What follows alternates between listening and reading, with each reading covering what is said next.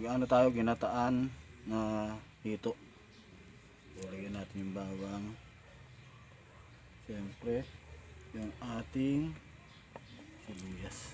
Hindi mawawala. Of course, pampatanggal ng lansa. Yan. Tawag natin yan.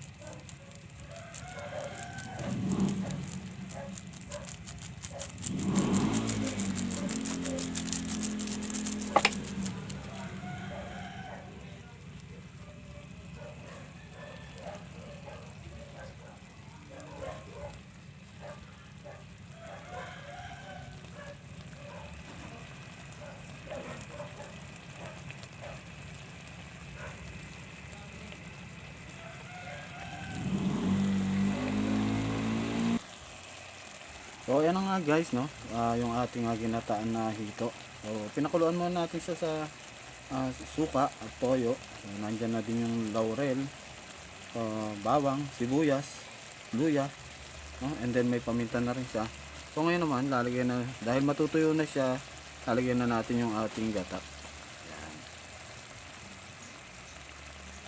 Tapos dito natin siya papatuyuin, no?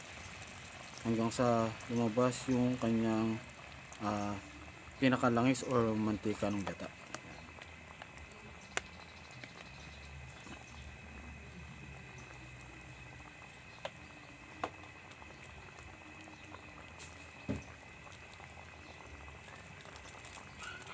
At syempre lalagyan na rin natin ng bechin, no?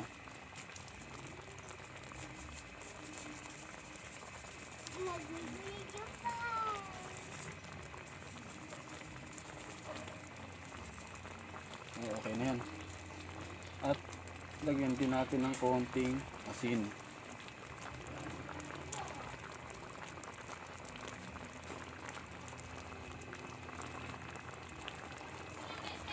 So ngayon tatakpan muna natin siya para kumulo siya ng maayos, no? Pati yung ibabaw niya makuluan. So ayan guys, ang lapot ng sabaw. Ang sarap. Solid ang dating, di ba? Ang lapot na niya. Hindi siya natin pwede kasing haluin kasi nadudurog siya. So kaya kanina tinakpan natin para umabot yung kulo hanggang sa itaas ng ating niluluto. So ayan na guys. So hanggang dito lang muna yung ating video. Ayan. Thank you for watching guys. Ayan.